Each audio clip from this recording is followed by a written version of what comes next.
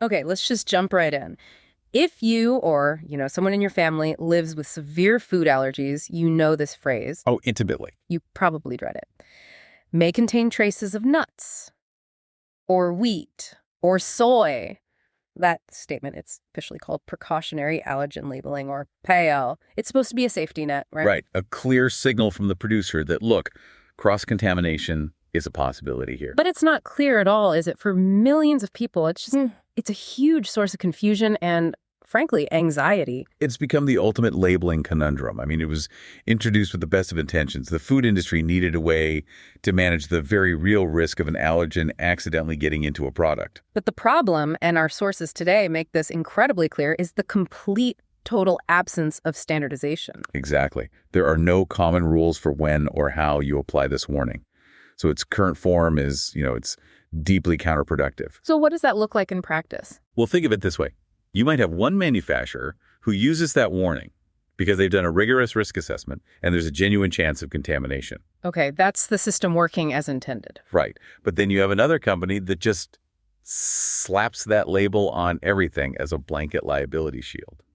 Maybe their factory also processes peanuts, even if they have perfect cleaning protocols. And the consumer has no way of telling which is which. None at all. Yeah. And that inconsistency leads to a total breakdown of trust. Which has really serious consequences. We know from the research that many, many products with a PL statement have no detectable allergen at all. Or the amount is negligible. But then, and this is the part that's actually terrifying, some products without a PL statement have been found to contain enough of an allergen to cause a reaction. And this is exactly why the system is failing. That lack of correlation between the warning and the actual risk creates what researchers call a credibility void. And people just stop believing the warning. They stop trusting it. Yeah. And when that happens, they start taking risks. And the numbers on this are, they're pretty alarming. Faced with all this ambiguity, consumers just end up disregarding PL statements up to 40% of the time. 40%. It means they're forced to become their own risk assessors every single time they go to the grocery store. Which, of course, increases risk-taking behavior. It adds a huge amount of anxiety to just, daily life. It's a public health problem. Everyone agrees. Regulators, industry, patient groups. Mm-hmm. This needs to be fixed, and it needs a scientific solution. We can't have a critical safety tool that's just become guesswork. So that's our mission for this deep dive. We're going to dig into the science that's trying to fix this broken system. First, we'll look at real-world data on what actually happens when people eat these may-contain foods. And then we're going to get into the weeds of the advanced framework, specifically something called quantitative risk assessment, or QRA, that organizations like IFAM and Vital are developing. The goal being to move from what you could call a broken traffic light, just always flashing red. Right, regardless of the actual danger. To something more like a calibrated speed camera. It only goes off when a defined, measurable, and truly dangerous threshold has been crossed. That's the perfect analogy.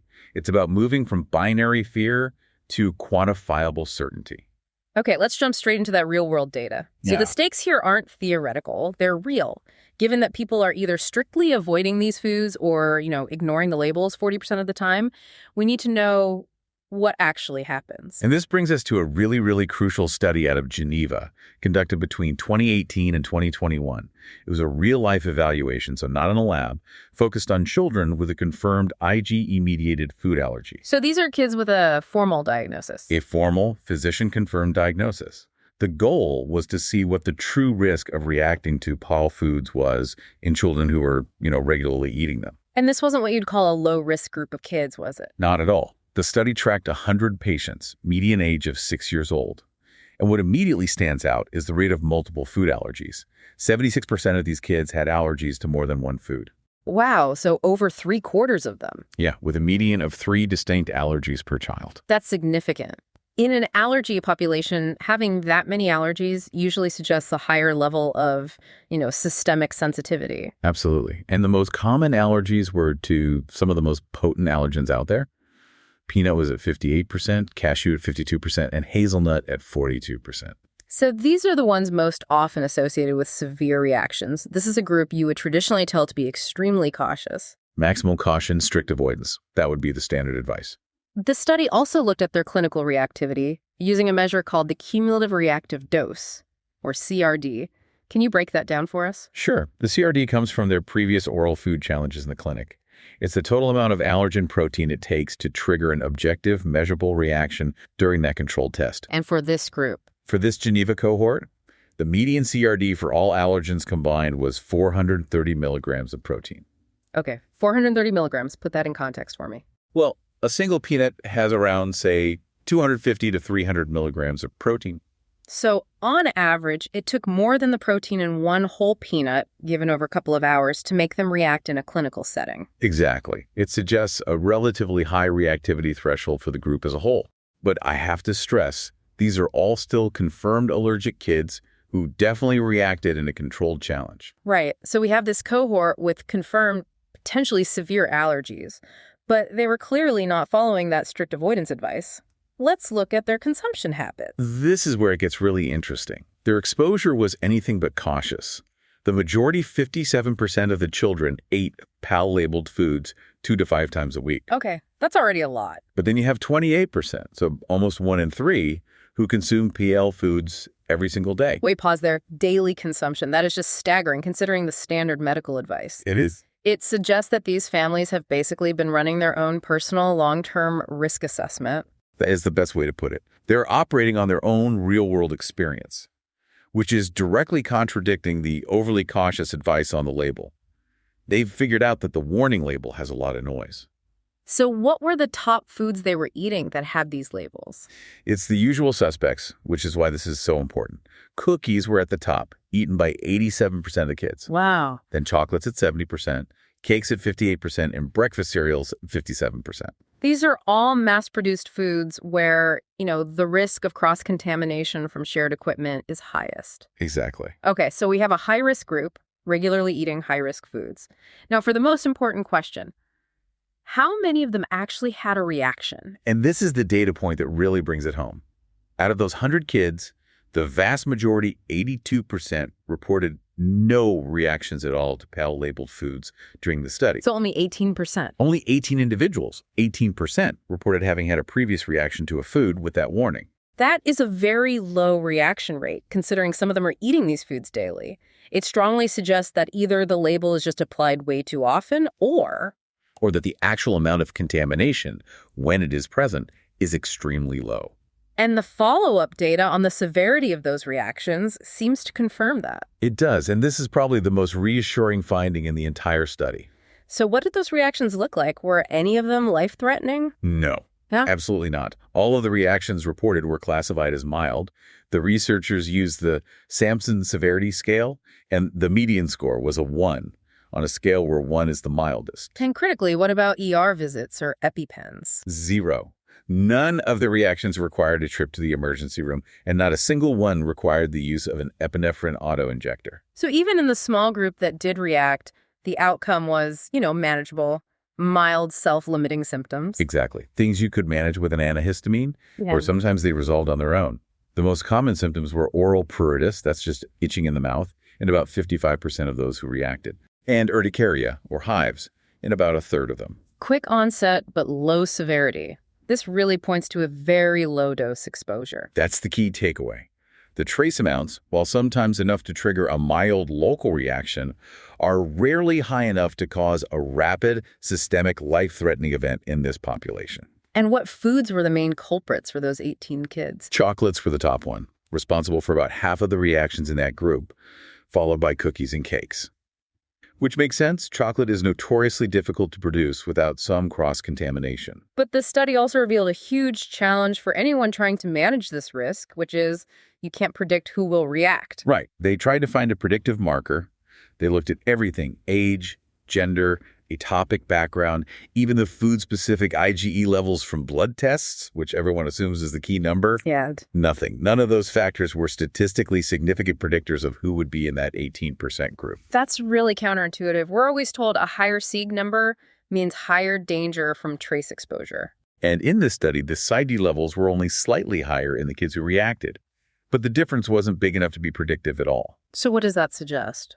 It suggests that reacting to these accidentally contaminated foods might be less about the patient's general sensitivity and more about two other things. Okay. First, what they call heterogeneous particulate contamination. Meaning the allergen isn't evenly spread, it's like a random speck. Exactly. It's a clump. One cookie might have a tiny speck of peanut dust, and the next 1,000 are perfectly clean. It's just bad luck if you get that one cookie. And the second factor? The random influence of cofactors. Things like being sick or exercising right after eating.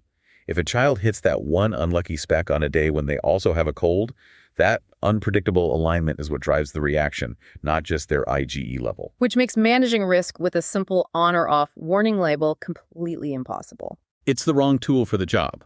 The Geneva data is reassuring for families, but for the industry and regulators, that 18% mild reaction rate proves we need a much more scientific, standardized fix. So that 18% reaction rate and the 40% disregard rate? Yeah. It's clear the current system is broken. We need to move beyond may contain and toward a science-backed system. Which is quantitative risk assessment, QRA. The idea is to replace all this ambiguity with a system where the label is tied to a defined level of risk, a real number. Exactly. Yeah. QRA moves us from asking the binary question, is it safe, to a more nuanced one. How safe is it? And for what percentage of the allergic population? And it all starts with defining the limits. We need specific numbers based on clinical science. Right. And those limits are called reference doses, or sometimes eliciting doses, the EDs. Explain that concept. It's pretty simple. It's the amount of allergen protein that most people with a food allergy can tolerate without having an objective allergic reaction. And when you say most people, you're not aiming for 100%, right? Because that's statistically impossible. Correct. Yeah. The systems usually aim for an incredibly high percentage, like 95 or 99%.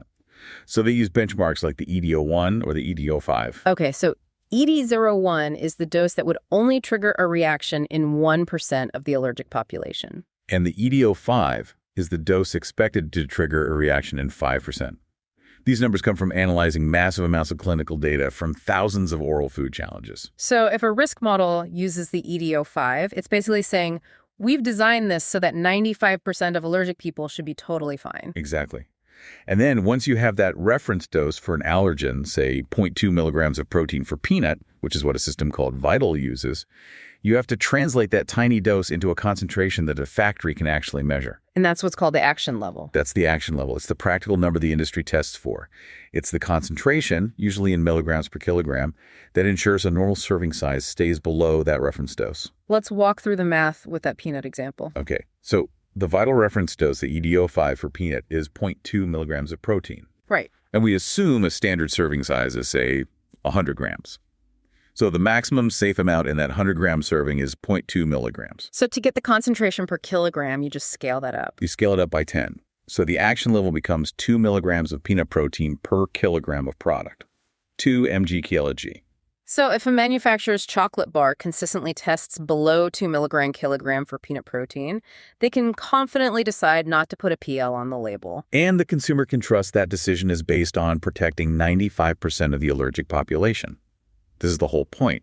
We move from an arbitrary warning to a defined, clinically validated safety number. It's how you rebuild that trust. Absolutely. The absence of a PL finally means something concrete. Okay, the science makes sense. But how do you get everyone from a giant multinational company to a small local bakery to use this consistently? That's where the IFAM project comes in.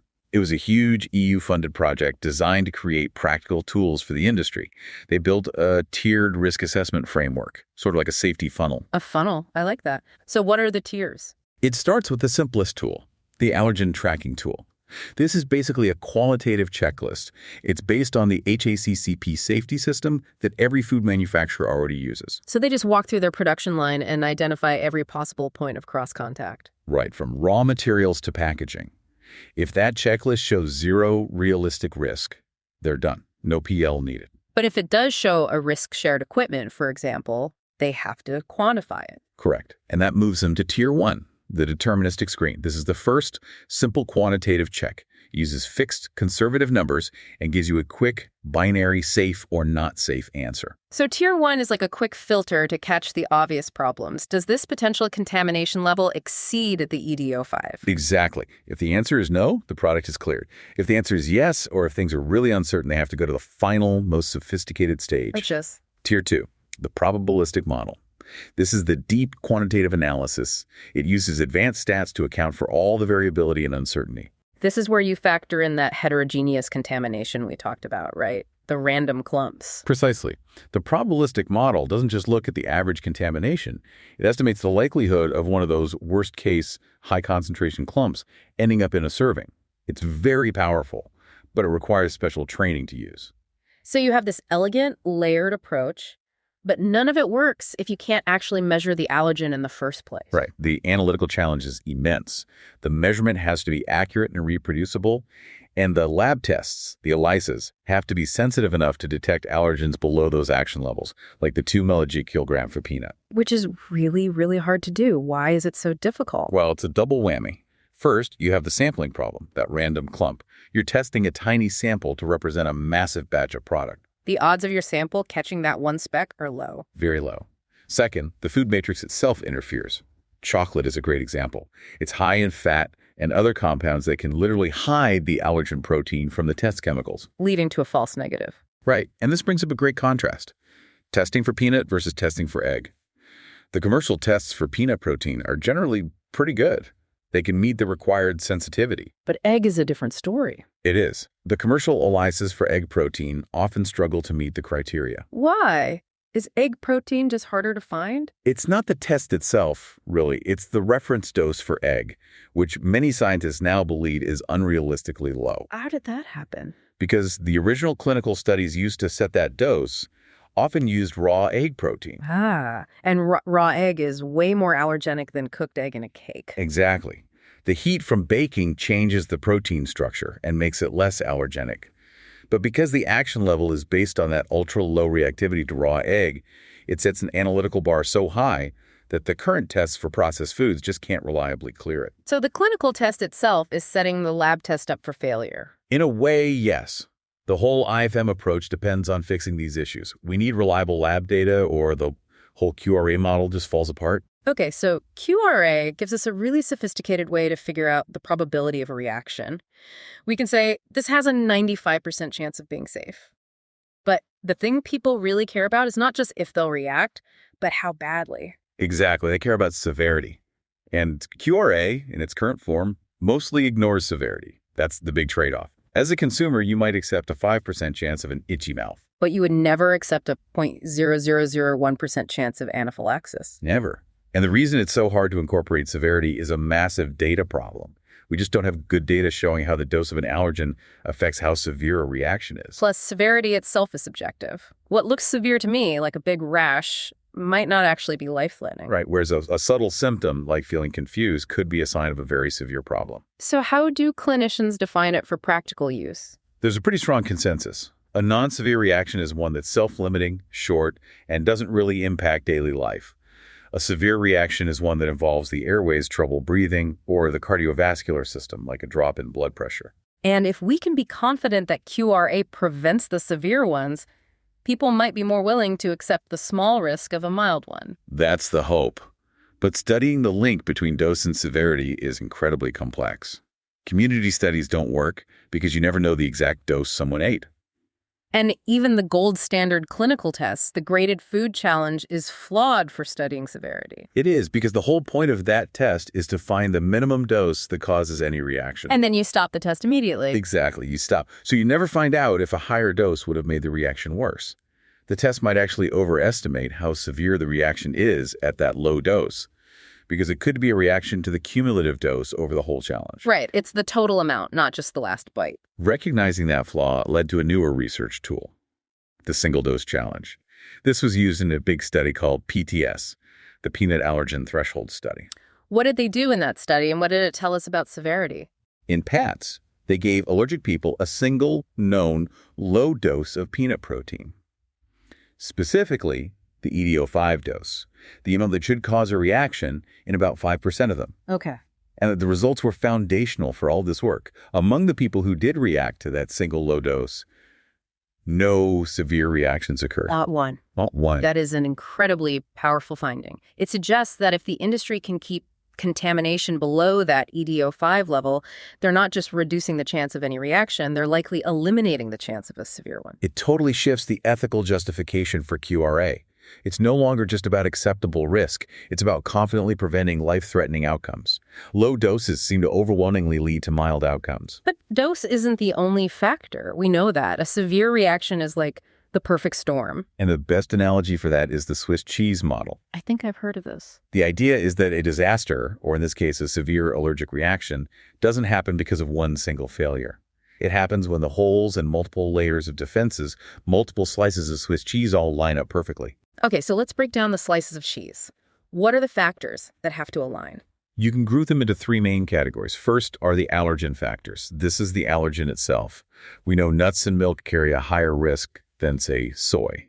And the food matrix is in this slice too, right? Right. And this is a huge one. High-fat foods, like chocolate, can delay the onset of symptoms. Which sounds like a good thing, but it's not. It's dangerous because it masks the body's early warning signs. You might not realize you're reacting, so you keep eating, or you delay using your EpiPen. That allows a much higher total dose to be absorbed. Okay, so that's the first slice. What about the human elements, the host factors? This includes things like having asthma. Poorly controlled asthma is one of the biggest risk factors for a fatal reaction. And surprisingly, as we saw, high IgE levels are not a great predictor of severity. And then there's the third category, the random stuff, the extrinsic cofactor. Yes, these are things that temporarily lower your personal reaction threshold. Like what? Physical exercise around the time you eat, being sick with a virus, stress, drinking alcohol. If you eat a trace amount of an allergen that you'd normally tolerate, but you do it right after a hard workout, that exercise can act as a trigger and cause a much more severe reaction. And the final slice of cheese. The treatment factors. Ultimately, the outcome is often decided by how quickly you get epinephrine. Most severe reactions can be stopped if adrenaline is given immediately. Delays are a common factor in fatalities. So this model shows that risk is an entire ecosystem, but the food industry can only control one of those slices. Just one, the dose. And that's why integrating severity into QRA is so important. If we can set thresholds specifically to prevent severe reactions, not just any reaction, that's the path to maximum public health protection. So we have the science, QRA, the tiered approach, it's all there, but getting it implemented requires a huge shift in public trust. A massive shift. For decades, allergic consumers have been taught one thing: strict total avoidance. Now we're asking them to accept a new concept, this idea of an acceptable risk based on a scientific dose. And that will only work if the system is totally transparent and consistent. So what do consumers actually want to see on a label? Well, the IVAM consumer surveys found that, at first, people were very resistant. They didn't want to eat food if they knew it had any amount of their allergen. Which is a rational fear, given the current mess. It's totally rational.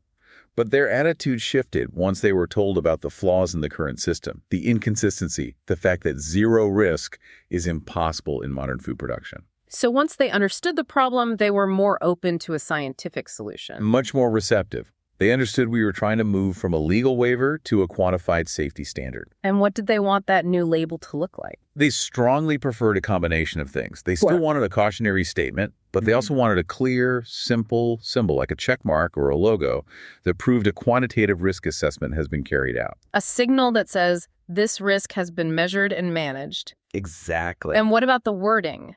May contain was not popular. No. The phrase, not suitable for allergen, was rated as the most preferred option. That makes so much sense. Not suitable for, sounds like a definitive science-based conclusion, not just a vague warning. It implies the product failed the risk assessment. Right. It crossed the action level. So this all points to what needs to happen next for industry and for regulators. What's the mandate for the industry? They have to integrate this IFOM tiered approach directly into their existing safety plans, their HACCP plans. The core idea is that every food producer would be required to do a risk assessment. And if the product passes, they get to use that QRA checkmark symbol. Yes. And that process has to be supported by training and audits to ensure it's being done right. And the regulators need to move just as quickly, especially on harmonizing the rules. Absolutely. This is maybe the most critical step. We need global and regional consensus on this. Why is that so important? Because inconsistent approaches are a disaster for the global supply chain. If the EU adopts a risk-based approach like IFAM, but another major region insists on a zero-tolerance policy, which, again, is scientifically impossible, it just creates more confusion. And it undermines the companies that are actually investing in doing it right. It completely undermines them. The whole goal is to make sure that the absence of a warning label has a clear, tangible, scientific meaning. It has to mean we checked, we tested, and the risk is negligible for 95% of the allergic population. But this isn't just about industry and regulators. Patients and their doctors need to learn this new language of risk, too. A huge educational push is needed. Clinicians are the bridge. They need to be able to talk about statistical probabilities with families who've been taught that one crumb could be fatal. They need to understand the difference between a population threshold, like the EDO5, and an individual's personal threshold, Which can vary day to day. Yeah. And this is where that single-dose challenge research becomes a really useful clinical tool. How so? Clinicians can actually use a single-dose challenge in the clinic to help assess a patient's individual risk. It can help identify the people who are truly at low risk And give them the confidence to eat more foods. and improve their quality of life. It's about empowering the consumer to make informed decisions based on data, not just on fear. That's how you restore trust. Okay, we have covered a massive amount of ground here, from the total confusion of the may contain label all the way to these really sophisticated mathematical models. And I think this deep dive really highlighted two critical things. First, the real-world data, like that Geneva study, it's actually pretty reassuring. It shows the vast majority of reactions that happen are mild. So solving that consumer fear is a huge piece of the puzzle. It is. And second, the only way forward is through scientific standardization. Frameworks like IFAM and VITAL are the answer. We're moving from vague warnings to quantifiable, trustworthy risk management. The tools are there. Now the industry and regulators need to make it happen. But our sources also leave us with one final provocative thought. It circles all the way back to the complexity of the human body. Right. We learned that QRA can control the dose, but it can't control everything. Exactly. A 100% safety guarantee is impossible because of all those external cofactors. Exercise, stress, a cold that can change an individual's reaction threshold on any given day. And the food manufacturer has zero control over those. So if QRA can minimize the chance of a severe reaction based on dose, but it can't get rid of that underlying uncertainty from host factors. We're left with a really fundamental, almost ethical question for the future of allergy management. Which is? How much of that residual uncertainty, the uncertainty driven by these cofactors that shift a patient's sensitivity, is the allergic community prepared to accept in exchange for a wider variety of safe, consistently labeled foods? The conversation has to shift from chasing an impossible zero risk to achieving a quantified maximal protection against severe harm. That trade-off between absolute security and food freedom, that's a really interesting place to leave it. What stands out to you about that balance?